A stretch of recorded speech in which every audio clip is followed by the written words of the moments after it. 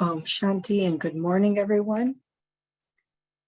On behalf of the Brahma Kumaris World Spiritual Organization Meditation Center of Connecticut, a warm welcome on this very snowy Saturday morning. My name is, for those of you who are joining us for the first time today, my name is Nalisha and I will be your Zoom host. And for those of you who have been attending our weekly workshops, it's always good to have you back, so welcome back. Today's workshop is with a facilitator who I think some of you may not have met before. So our facilitator is Kanupriya Moore, who we affectionately call Kanupriya Ben, meaning just respected sister. Kanupriya Ben resides at the Brahma Kumaris a retreat center, retreat and learning center in the Catskill Mountains called Peace Village. It's actually where I met Kanupriya Ben, was actually at Peace Village. And I think the way that I would best describe Kanupriya Ben has a very gentle nature. No matter the problem, everything looks like an easy fix, an easy solution, never shows any kind of distress or any kind of irritation on her face or in her words, which I find very inspiring, but also is a good example for me. And also lives very naturally and very honestly. And so I'm very excited to have Kanupriya Ben as our workshop facilitator. It is going to be a bit interactive, so feel free to use our chat box to come on video, to unmute yourself, to raise your Zoom hand. And so today's topic, stable mind, able mind. And welcome, Kanupriya Ben. Welcome to the Connecticut weekly workshop. Thank you so much. Delighted to be here. And hello, everyone. And thank you for the lovely introduction. And it's a very snowy day here in Peace Village because we are in the mountains, but I'm sure that we will, thank you for choosing this time to actually join us and listen, which I'm sure this talk will make us warm-hearted as well as we become more stable in the mind. So like Nalisha Ben was mentioning, that we would love to have to hear your thoughts and inputs. So feel free to ask or comment at any point of time. So I just thought it's a good idea to just, start with at least experimenting with what a stable mind may be. So, and by the end of the workshop, probably we get better at it. So we will start with a very short meditation. Is that okay? All right. So this is easy meditation for those of you who are joining us for the first time. We take any sitting posture that is comfortable for you, and it could be on the chair or your sofa, or even you could sit down on the floor or on the mat. And making sure that the spine is upright, right? And the shoulders are pulled back, keeping the mind alert, comfortable, but mind is alert.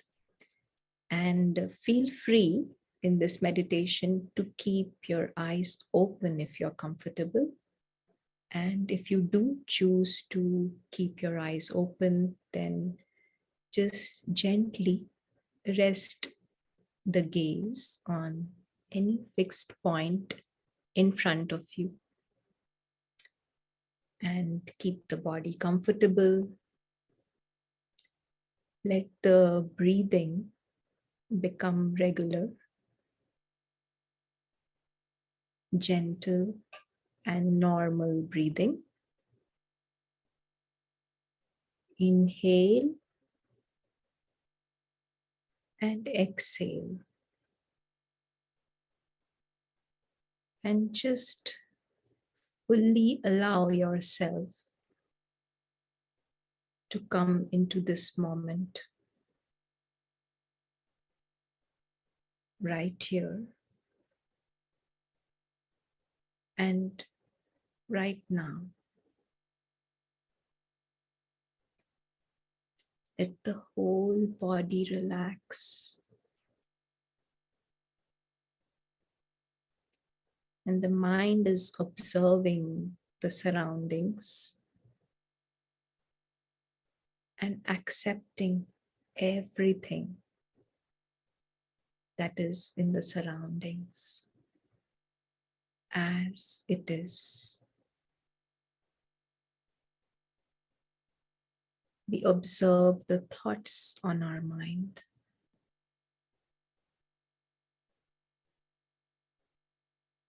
Whatever happened today, yesterday, or even anticipatory thoughts, what's going to happen. Just let it be there and aim to gently withdraw the attention from all these thoughts.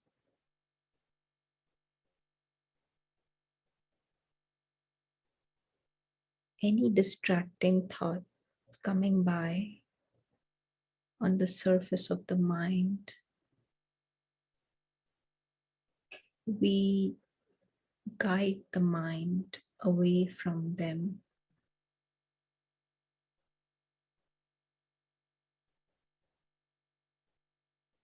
And tell those thoughts that we will come back to them after 1 hour.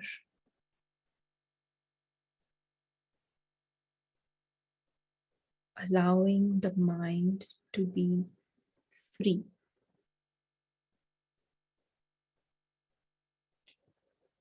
Free from any kinds of judgments on what is being heard.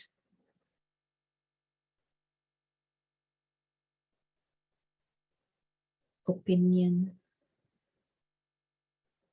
or views and viewpoints.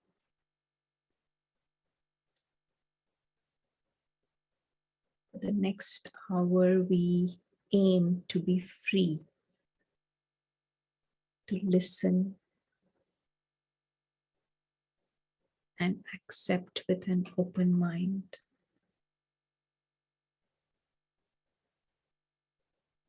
Be in that sanctuary of peace in the mind.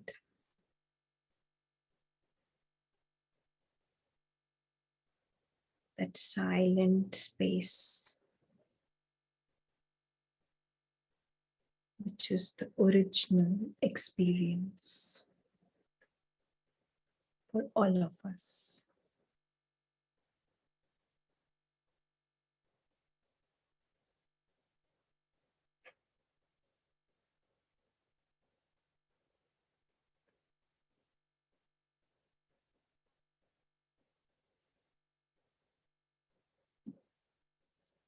Thank you. And so our topic today, for our topic today, we chose topic which is close to my heart as well. So I hope you can see the flip chart. So the topic is stable mind, able mind. And it's visible, right? Yeah, I think it is. Yes. I spotlighted you so that way the screen's bigger for everyone. So yeah, we can see it. You might need to bring it a little bit closer to you, just like an inch or two. Yep. Okay. Okay. All right. So this is better. And so stable mind, able mind. And I thought a seesaw actually represents that balanced mind. So when we think about stability, right, what do we think about? A mind that is, anybody has a definition? When you think about stability, what do you think about? What are the characteristics of a stable mind? So you can use the chat box or just unmute yourself and speak. All right, so Zoila is saying healthy mind. Helping. Yes, very good.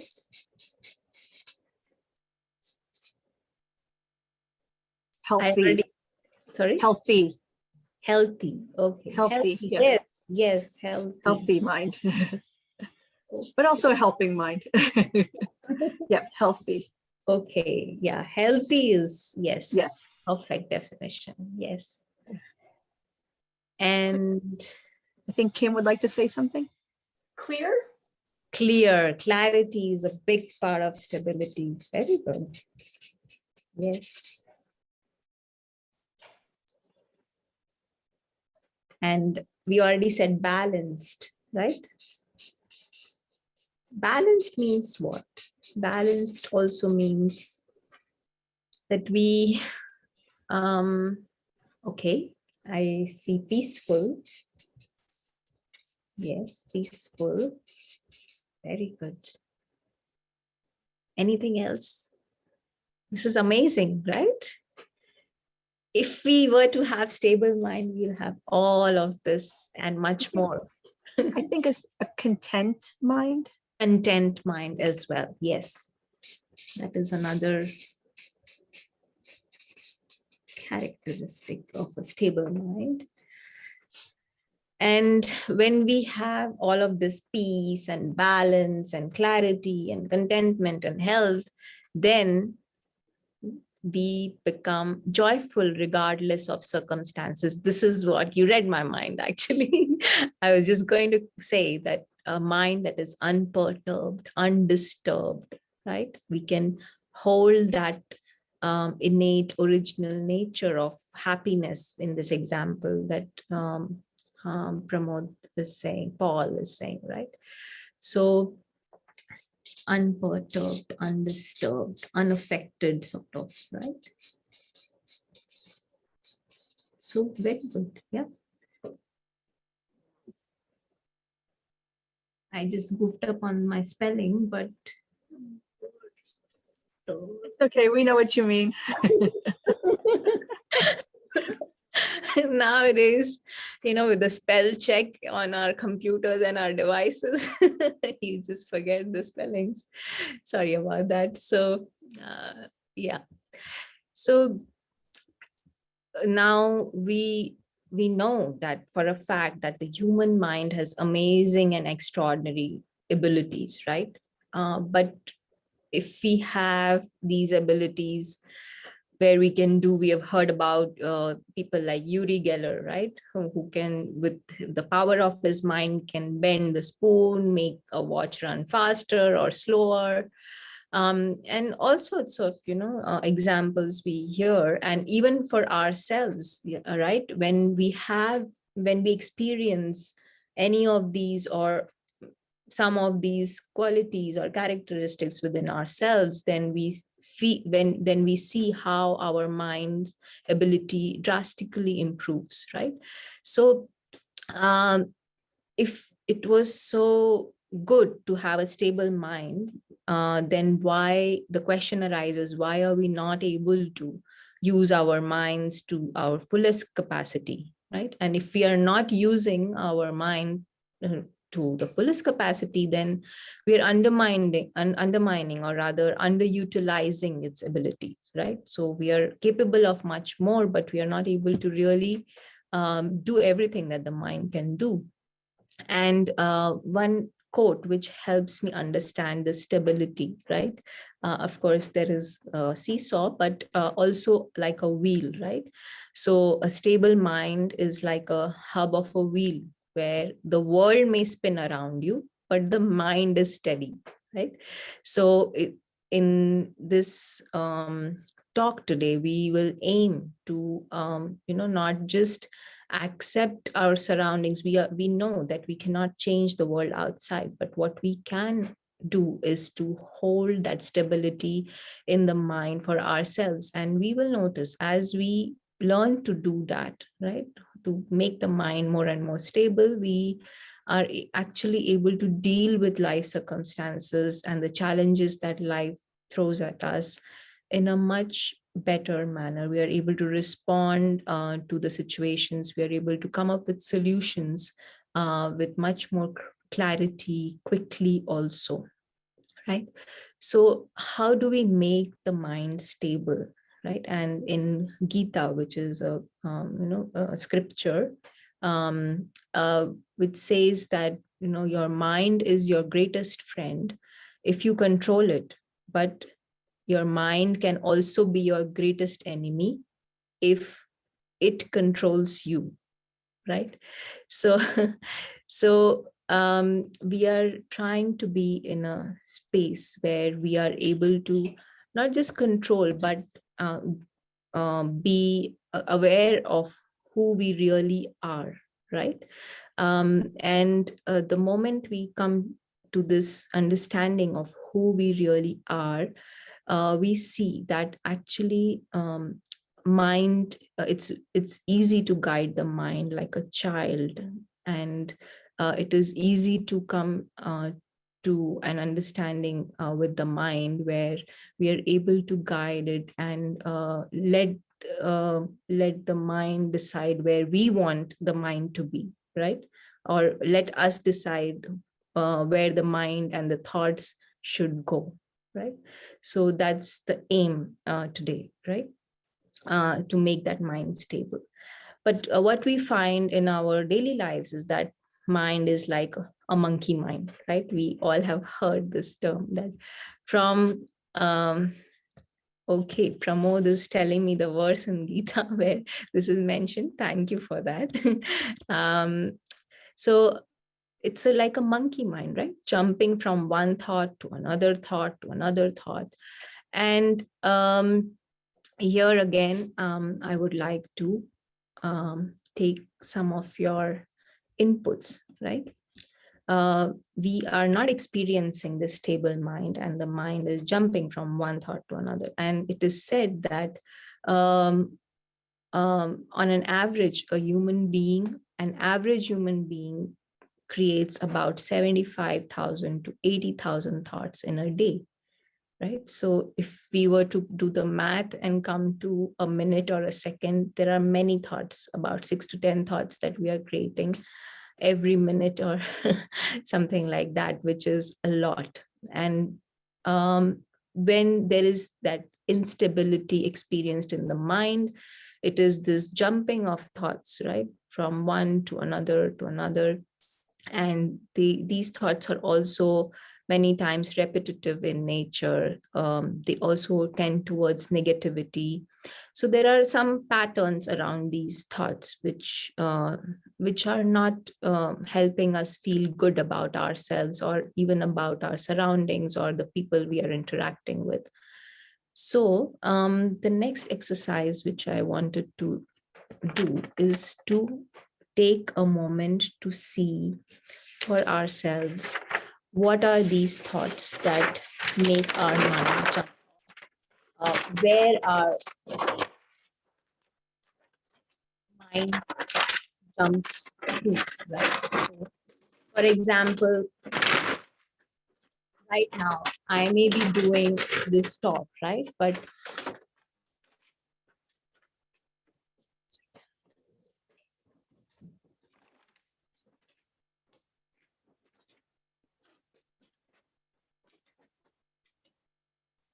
so I may be doing this talk, but mine may already be planning for lunch. Oh, what am I going to have for lunch?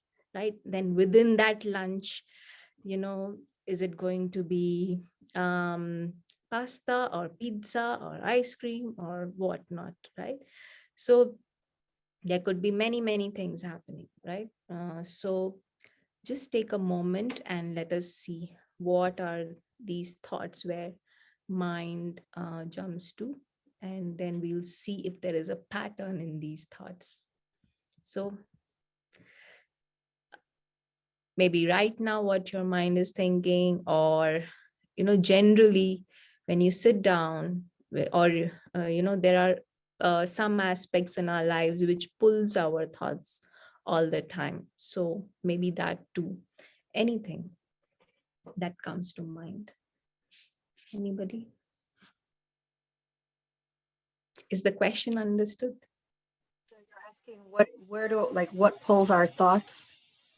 Yes. So maybe my responsibilities, like Responsibilities. like my job responsibilities, maybe. So responsibilities could be job, could be Family. right? And even your health, right? Body's health. What else? Very good. Responsibility could be even towards your country, towards, what you believe in, many kinds. I tend to make a mental to-do list. Mental to-do list, right? We all Like have like a to-do list of everything I want to get done. Yeah, exactly. Like, shovel the driveway, do my laundry, like all these just like everyday tasks, but I Yes. feel like it continues to like revolve in my mind. Like it just keeps going, like just this ongoing list that I create in my mind of things I need to get done in my day. Yes. So you can use the chat box. So Zoila says, yes, everyday tasks, it continues all the time. Yes, that now, I need to get laundry done, cooking done, cleaning done. Yeah. So many things.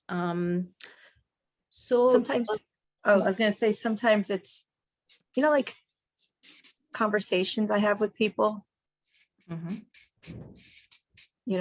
it go well? Did it not go well? And like those emotions that linger from interactions with other people. I think insecurities and fears also, or the news. The news is what you were saying.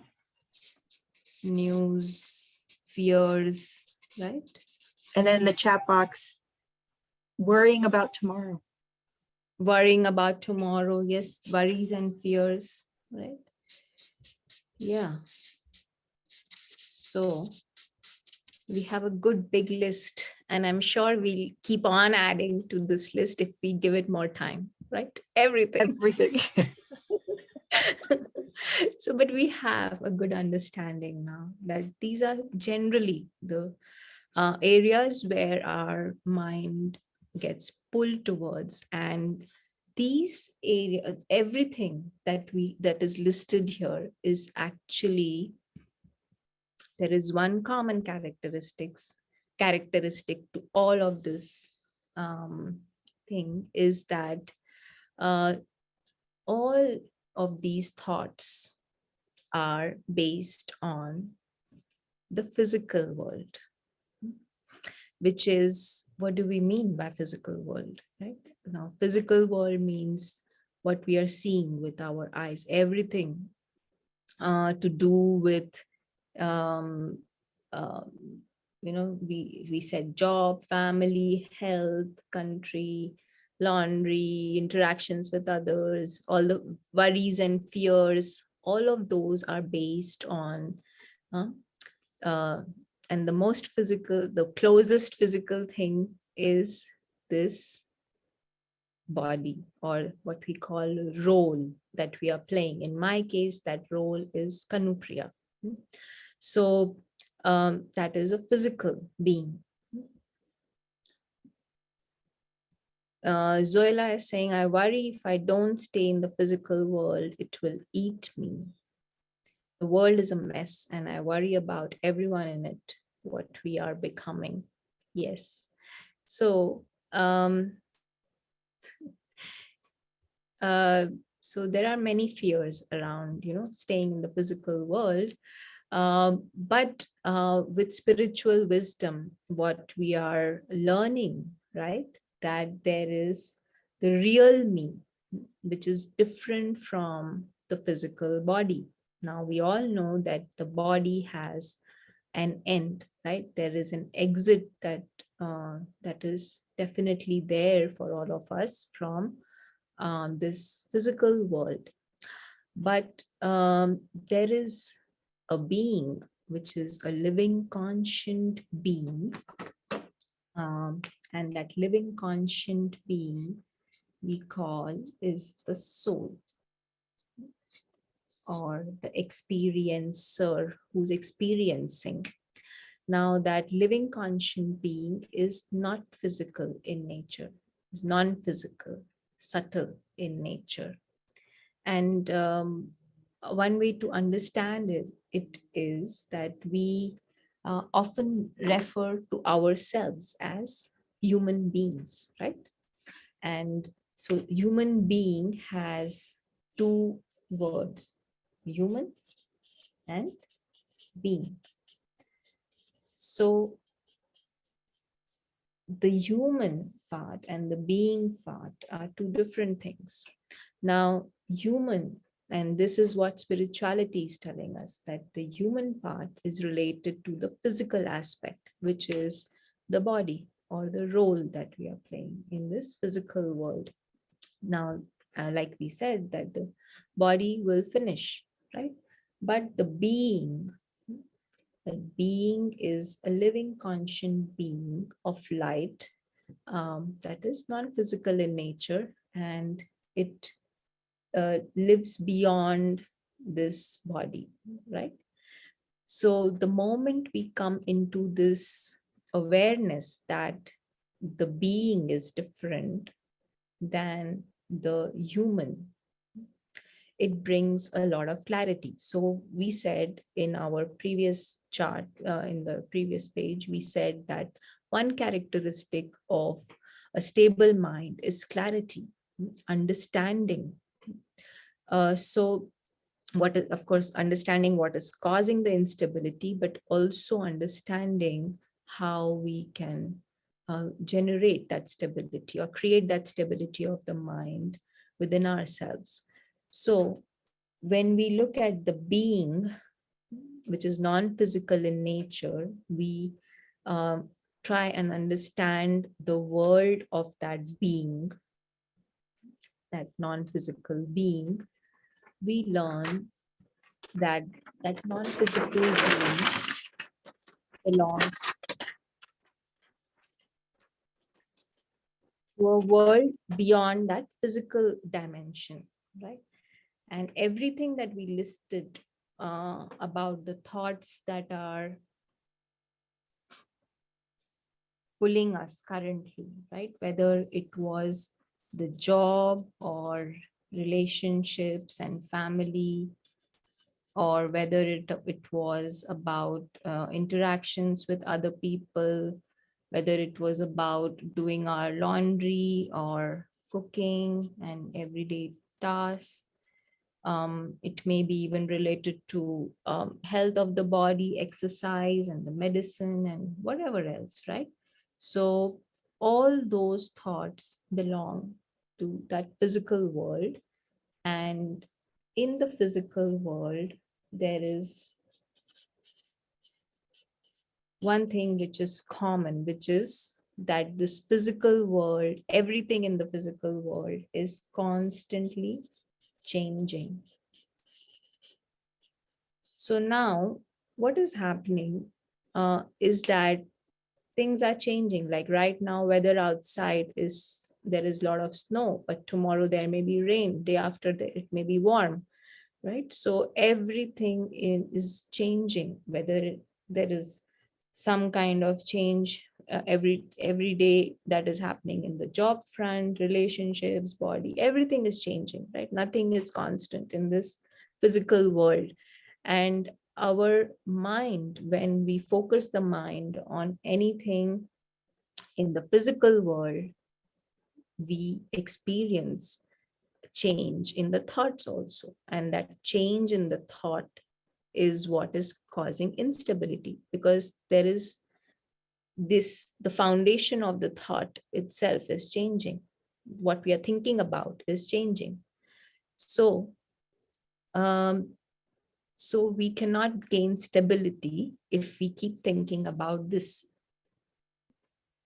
Now, it's not that it's not necessary to think about this, but just observe your thoughts. When we become aware of what's happening in our minds, we will realize that many of these thoughts are not really necessary. They, what we call waste thoughts. We keep thinking repetitively about it. So to bring about stability, what should we do? We should, first of all, try and understand more. And I'm sure in the classes in Connecticut, you will get to know more and more. But just little bit about, that world which is beyond this physical world, the non-physical realm, where the being resides, the being who's the living conscious being. That world is actually a world that is changeless. That world is constant. That world is eternal.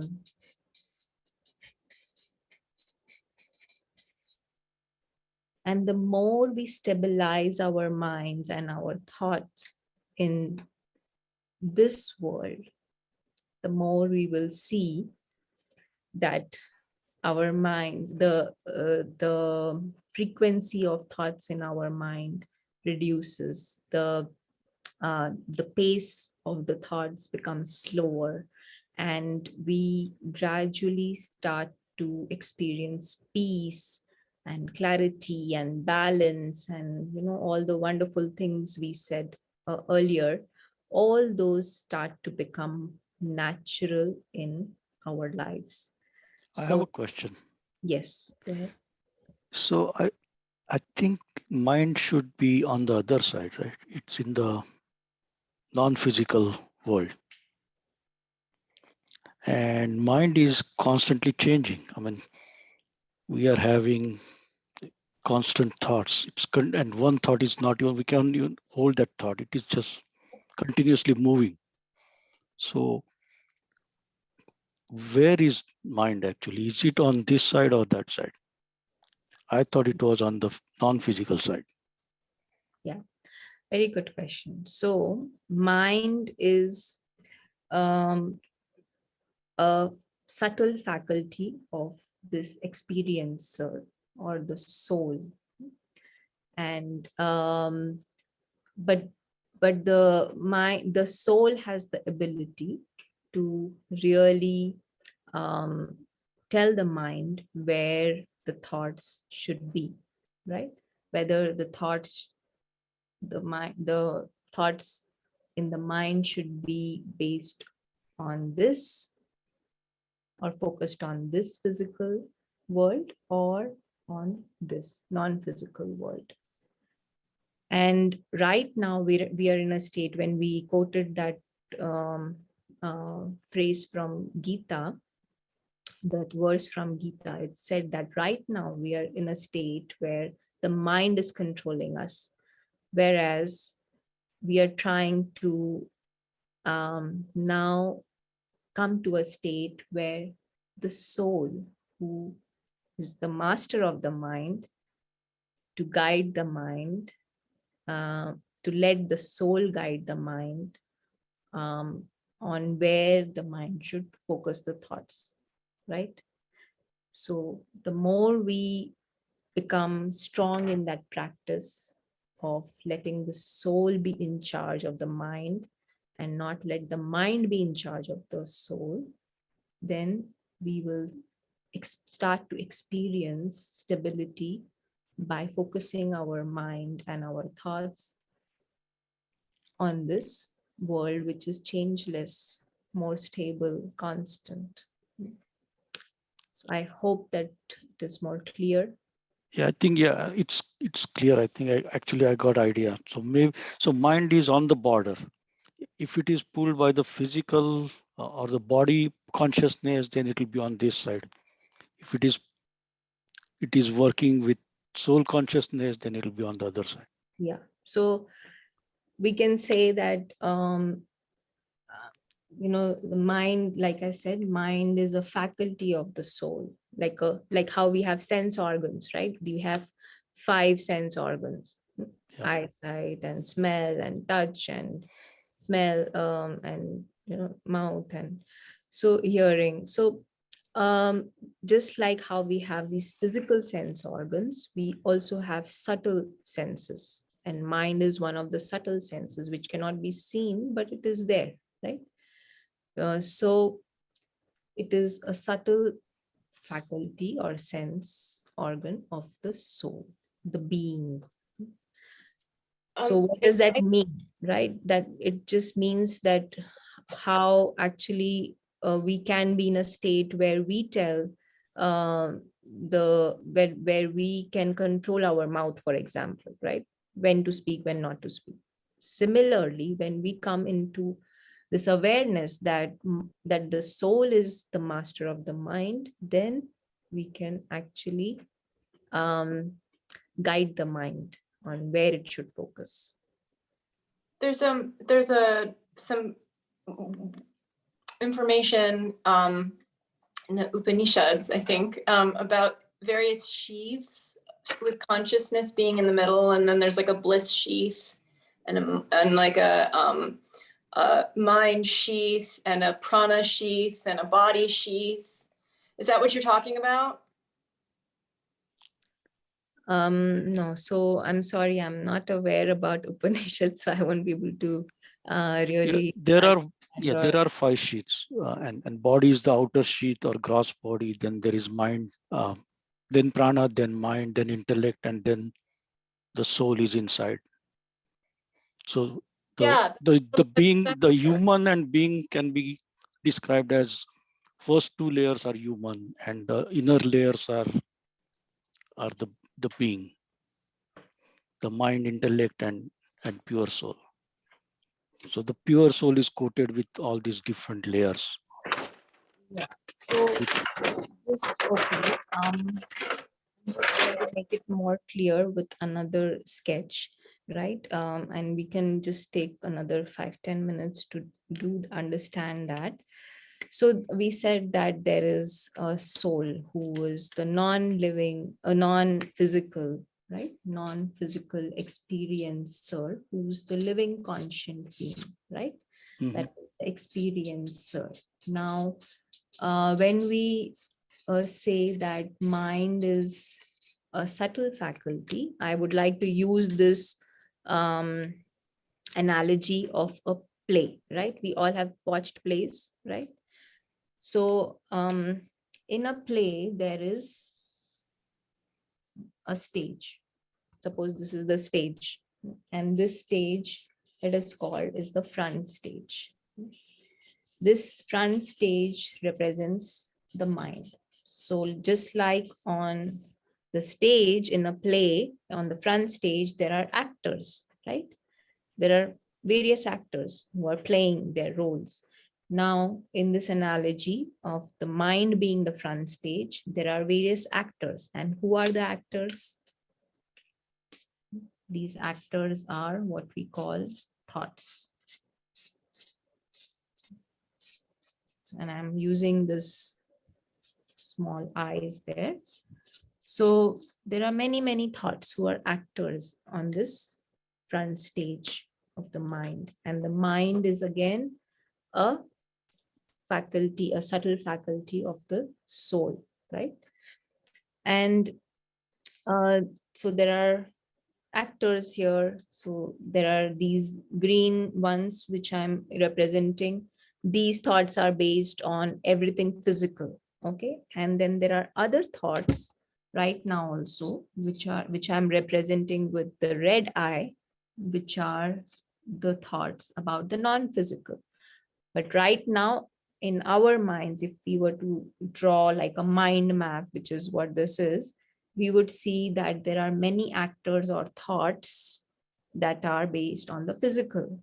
world, whether it is job or relationships or country or everyday tasks, right? But very few or maybe non-existent spiritual thoughts or the non-physical thoughts, right? So they are cornered in a way. So this is the condition. Now there is also in every play, there is a front stage, there is also a backstage, right? And the backstage also has actors which are not on the front stage, right? So now these actors are there, and in this analogy, where we are comparing the front stage with the mind, backstage would be what we call the subconscious mind. You are not able to see. Yeah. Okay, so this is the subconscious mind. So now the more we actually think of, act on something, right? So just like on the stage, right? If there is, so there is backstage, front stage, there are actors, right? And in a play, there is another very important person who is what we call the director, right? So if the director in a stage of a play is strong, right? He can tell which actor should be on the mind and which actor should be on the front stage, which actor should be at the backstage, and at what time when that actor should come on the front stage and go to the backstage, right? If the director is strong. But if the director is weak, then what will happen? Each thought or each actor will want to rule the the front stage, be noticed, and yeah, be get attention, yeah. So and want to be praised and so on and so forth. But if that happens, if the director is weak and each actor decides on his own whether he wants to be on the front stage, then all the time they want to be on the front stage and there will be total chaos, right? So this is what is currently happening with all of us, that we are really not able to discern or decide which thought should be on our mind. And this is where our intellect plays a big role. So the director, in this analogy of the mind and the subconscious mind, the intellect has to be made strong in order to decide that thoughts, the spiritual thoughts, should be given more and more importance. Like we said, the more we focus our minds on the non-physical or the spiritual thoughts, we will see how those thoughts stabilize our mind, because those are not changing. The reality or the experience of the non-physical never changes. It remains constant and same. So at the mind also, we notice that we will slowly become more peaceful. The speed of our thoughts will also reduce. We will be able to hold thoughts for longer if they are spiritual in nature. Now, there are times where, you might tell me that I'm able to hold thoughts about, say, I love ice cream, and I can hold thoughts for ice cream for days and months, maybe, right? Just a simple example, but it could be anything. It could be some relationship or even job, right? Something. But how do we know that it is a spiritual thought that we would like to hold or not, right? The feelings and emotions which are connected to something which is physical in nature, at some point or other, it will cause some kind of anxiety, stress, some unpleasant emotion, unhappiness. So we know, or sadness, right? So we will know that this is not a spiritual thought.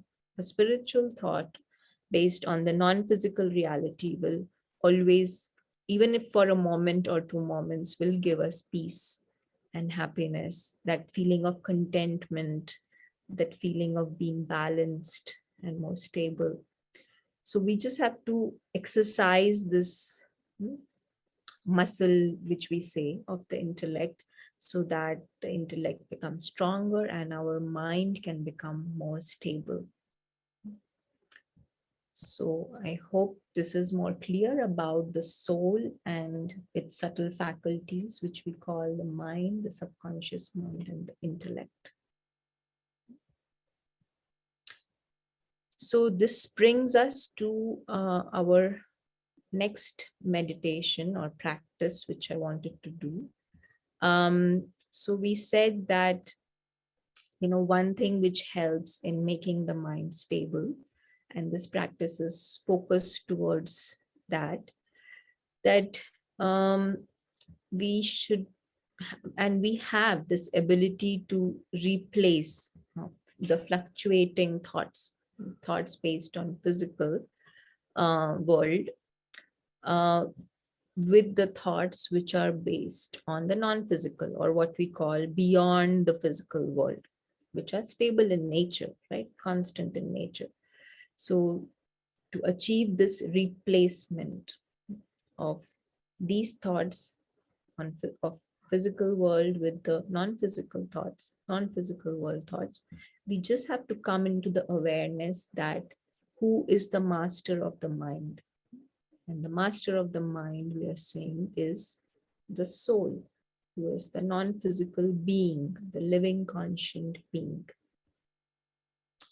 So let us do this practice. And like in the beginning, we just make sure that our body is relaxed, and just like we choose the right posture for the body, we also choose the right posture for the mind.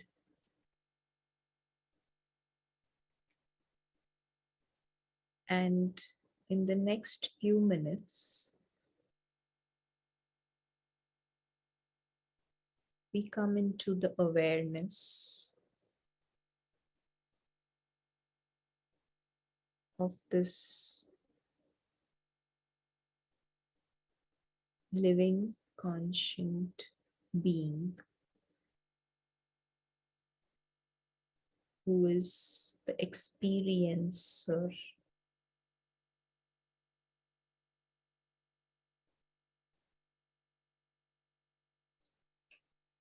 This experiencer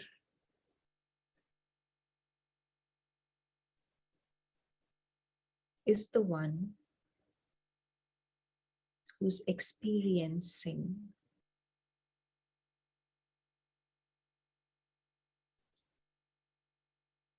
the experiencer is the one who's trying to make sense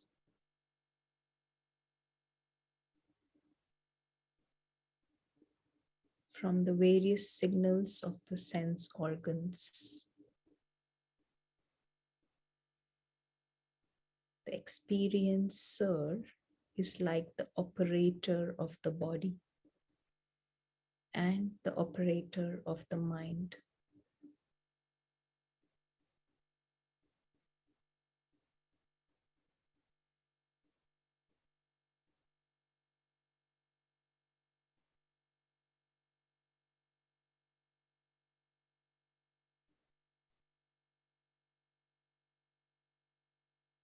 Just like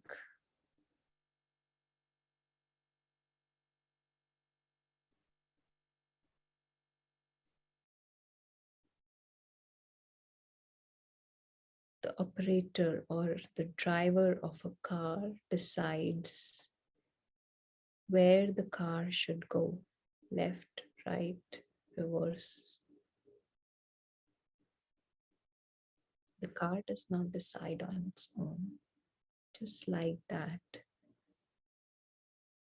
this experiencer, the living conscient being, is like the driver of the mind.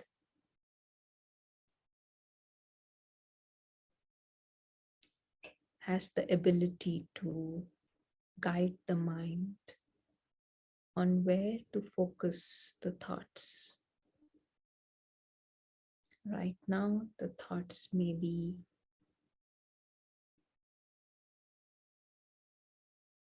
based on what my colleagues will say at work, or what I have to do to clean the house,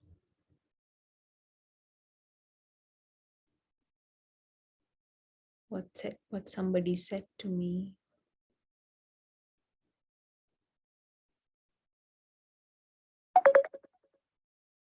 and many such things.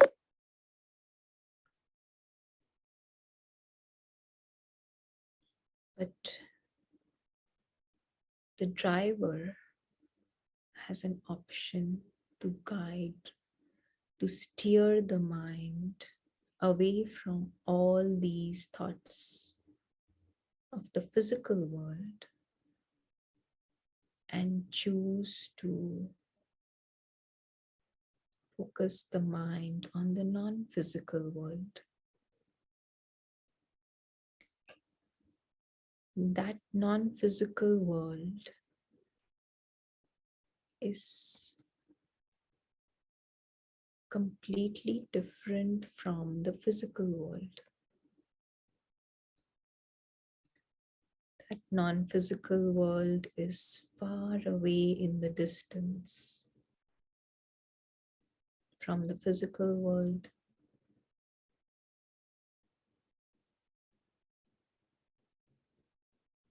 That world is a world of light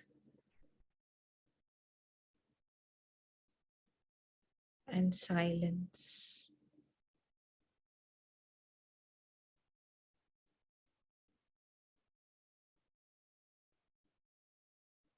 That silence in that world never changes. It is changeless.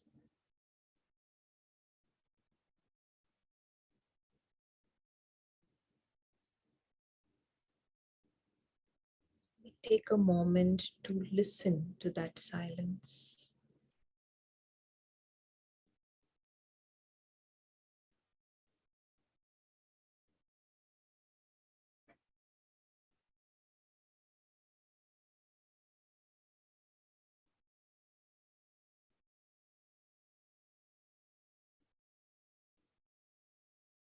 World that is eternal,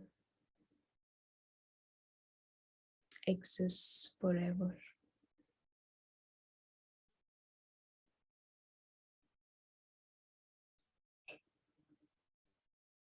And the experiencer can experience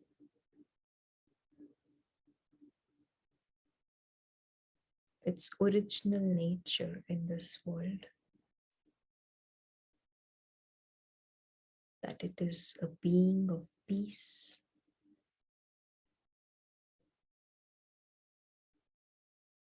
a being who's content,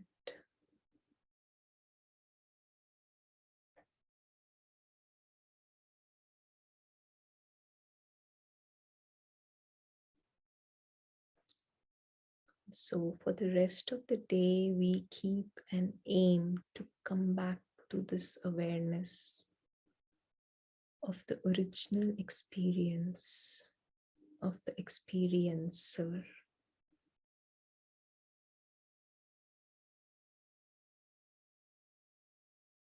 In the world beyond.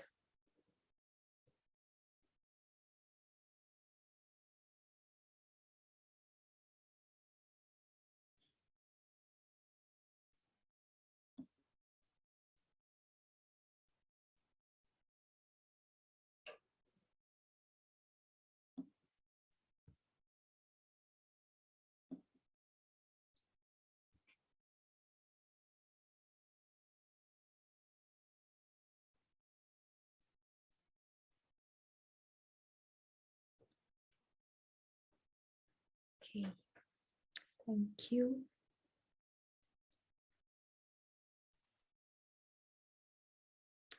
So, is it easy to stabilize the mind? How was the concentration? Maybe just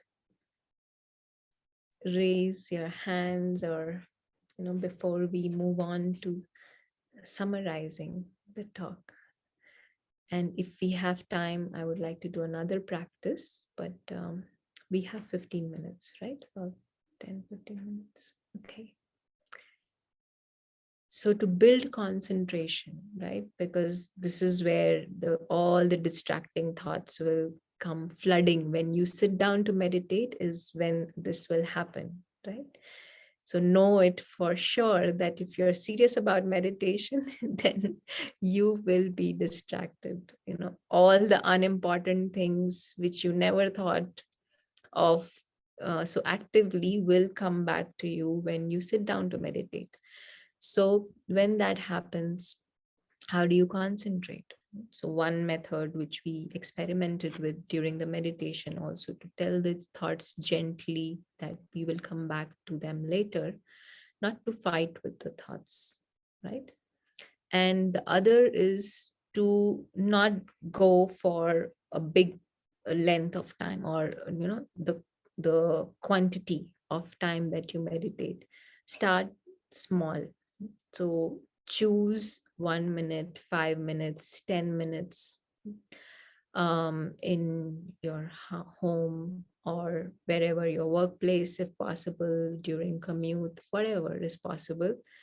Choose a short period of time, but come back to the awareness regularly.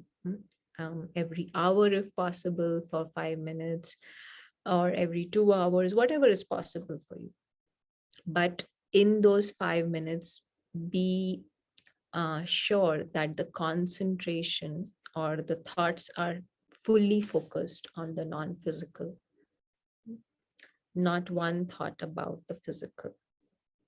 So the more we focus on the quality of our meditation for those 5 minutes, we will see that the benefits of it. So the length of time will, or the quantity will automatically come when the quality is good of the concentration. So we start with small and then build on it, like building the muscle. We were saying that when we exercise, yeah, if you want to build the abs, we exercise the abs and it becomes stronger, right? So something like that. We build the muscle when we have a clear aim to focus on the non-physical, then we keep doing that again and again. So those are some tips for you to come to become more stable, or to stabilize the mind, right? Concentration and gently guiding the mind away from the physical. So this was one practice which helps us with reducing the waste thoughts, because we are focusing on the non-physical.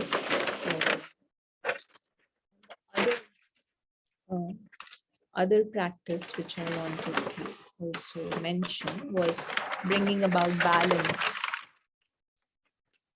So this balance is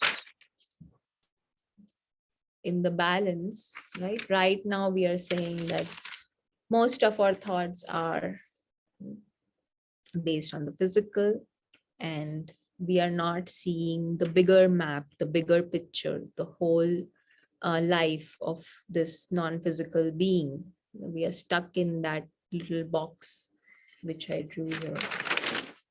So,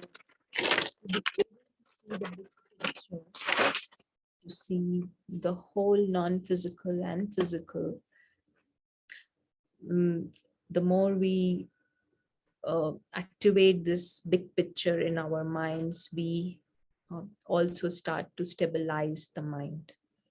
And one way to do that is to come in the practice of being a detached observer who can see everything, the non-physical as well as the physical, and also see what role one has to play in this physical, but the original or where one belongs is this non-physical world.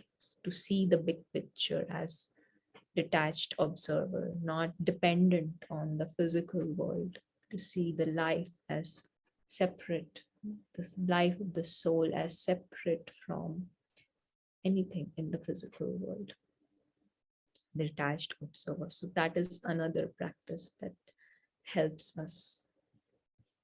Right, so that is great, and we will now just quickly summarize some of the benefits of the stable mind. So what did you all, what did we all learn?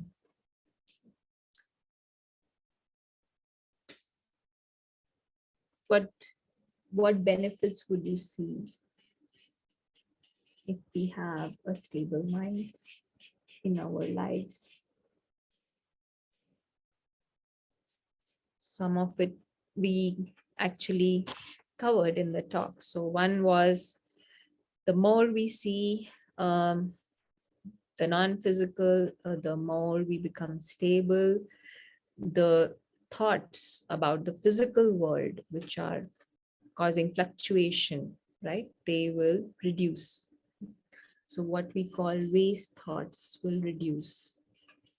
And when waste thoughts reduce, when we start to actually focus on just what is most relevant for us in the physical world, right? So that helps us save energy in a lot of ways, right? We become more productive, we become more efficient also. And in my own experience, what I've noticed is that I can multitask also much more, because the reduction in waste thoughts gives clarity. I'm able to make better decisions, quicker decisions, and come up with solutions in a more creative manner. So all these things are possible because with the stable mind, there is a reduction in waste thoughts. And the other benefit is also what we said. We start to experience very pleasant emotions, which includes being more peaceful, feelings of being content, feeling of being in a state of balance. So these feelings actually help us again, deal with our lives. And we are facing so many challenges, obstacles, whatever problems you want to call them. We are facing them. But if we can maintain our peace, contentment, and that balance of the mind, then we see that we will be able to respond much better and deal with those challenges much better. So, Hand that's raised. nutshell. Kim's hand is raised. Yeah, oh, I had a question. Something that I kind of struggle with a lot, since I've sort of gotten more into this whole world, given the law of karma, it sometimes my mind, which still has a lot of these monkey thoughts coming in, will throw in a thought that is quite scary, like you are going to get sick, something bad is going to happen to your children, right? And I'm aware that this is, of course, just a thought, and I've created it. But because of my understanding or sort of understanding of the law of karma, I become very fearful that because I have now created this thought, that I'm going to make it true. And what I'm looking for is a method to deal with that thought that can dekarmify it, if such a thing exists or is a word. Does that question make sense? Yeah, so let me try and answer that. So when we say that, for the example you gave, that I'm going to get sick, right? And there is fear associated with that thought that I'm going to get sick. Now, the moment we notice that there is fear, right? We tell our mind in this practice, which we just did, right? We tell our mind that that sickness that we are thinking about and that we are being fearful of is also the sickness of the body, right? Which is a physical body. Now, to come in the real experience of the non-physical living conscient being, and the more we learn and understand about this living conscient being, we learn that this non-physical being is immortal in nature, eternal, exists forever. So to see that even if there was actual sickness, right, not just a thought, but there was actual sickness or illness of the body in the physical, to see it as temporary, that is changing, temporary. What is constant is this immortal nature of the soul. The more we come into that awareness, we will see that the fear goes away. Practice it, person. Just a comment linking with what you said. So the biggest fear is the fear of death. And once we have this understanding clear that the real being is immortal, and try to live in that consciousness, then if there's no fear of death, then there's no fear of anything. True. Well, no, because my fear is for my children. I mean, yes, for me as well. Maybe I'll get sick. But the worst thing for me is the fear that jumps into my head. Oh my God, something bad could happen. Like my director at work, her nephew has leukemia, right? God forbid. My children are healthy, thank God. But like these thoughts come into my head, something bad could happen to my children, which is not the fear of death. Although I get what you're saying, and it's the worst. I guess the fear of death is sort of the existential everyone fear. But then I also, as a mom, I have these new fears, which is this whole world of things that could happen to my kids. And I'm afraid that in having these thoughts, in creating these thoughts, and I'm sending them out into the world and making karma. Does that make sense? Your karma is only to help. That's all you can do. But everybody else is living their own karma. That you cannot change. Yeah, right. And also in the case of children or even job, we could be fearful about losing job or anything, any kind of circumstance, Broadly, what we are trying to say is that, or to see that as belonging to the physical world, even children, right, are belonging to the physical world. The sickness will also be in the physical. Job is also in the physical, which is changing and temporary. Now, the real conscious living being behind the children is also immortal, eternal. To come into that awareness, and we are playing what we say, if this was like a stage or a play, playing the role of a mother taking care of the children, but the real beings are immortal, eternal, non-physical, to see that clearly again and again. Yeah.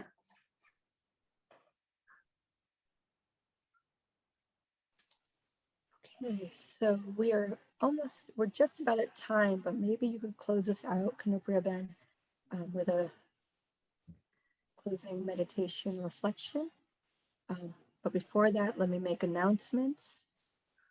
First of all, thank you, Kanupriya-Ben. This was such a dynamic, but also very reflective workshop that I think has gotten everyone to kind of be thinking, let me try this, so I think it was very encouraging, but also very practical. Just to let everyone know, We're continuing to offer workshops every Saturday. So same time, same Zoom line each week. And if any of you are interested in taking the foundation course in Raj Yoga meditation, our new series begins on February 5th. We offer it both in English and in Hindi. So just reach out to us and you can sign up. And of course, there's no cost for any of our workshops or sessions. So yes, we will be inviting Kanupriya Ben back to join us again for a follow-up workshop, of course. And so I'm gonna, if you can lead us in a closing meditation. Sure. So we will now experiment with the other practice that I was mentioning. So first one we did was the master of the mind, the soul being the master of the mind and being able to move away from fluctuating thoughts. Now, the second practice that we'll close with is what we call the detached observer. And this helps us see the big picture. So we just, again, just in a second, in this moment, pay attention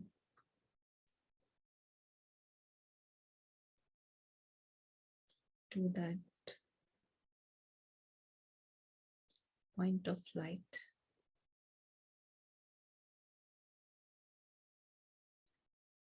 And we start from up above,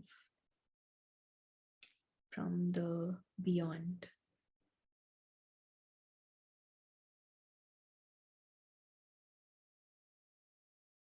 Just like how we get a good view from the top of a building or an aeroplane, we can see far away in the distance. From an aeroplane, the window of an aeroplane, we can see small buildings in New York City. The skyscrapers appear so small. Similarly, this point of light from the world beyond, from up above, like the top view, can see the whole physical world, including Kanupriya. It's very small.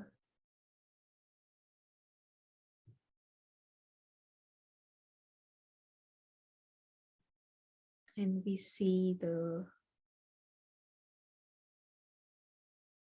separation of the life of this living conscient being as not being dependent on what's happening in that physical world, free, detached observer who can see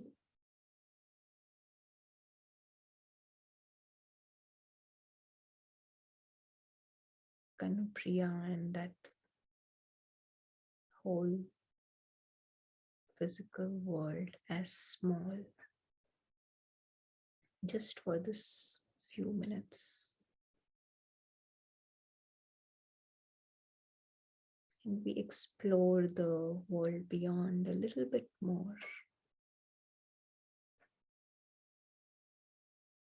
This world beyond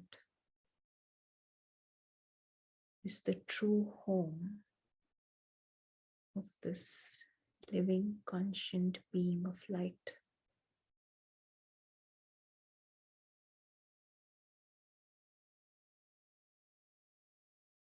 Feel the freedom of just being a point of light.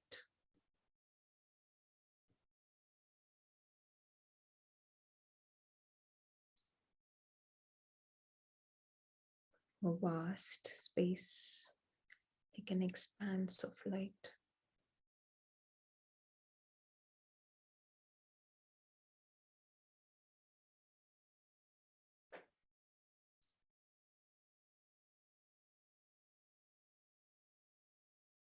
There is belongingness in this home of light.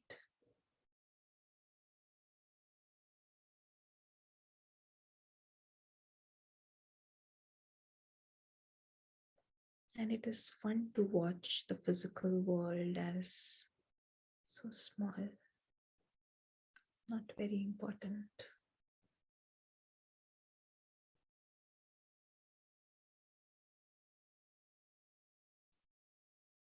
Just a transient experience.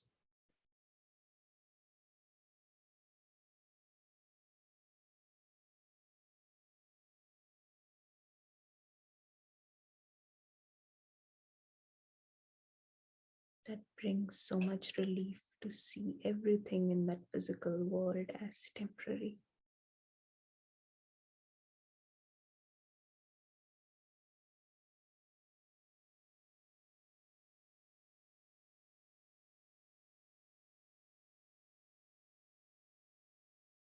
And we remind ourselves that we have an option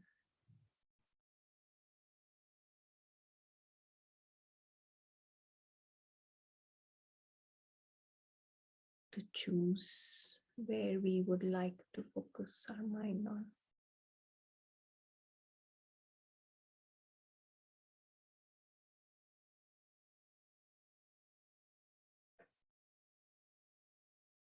It is wise to focus the mind on something that is permanent, constant.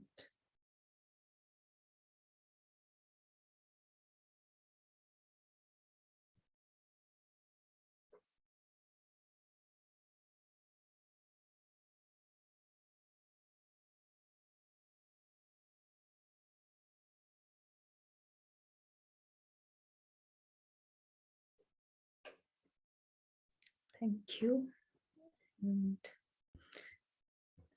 hope you are able to, we all are able to practice.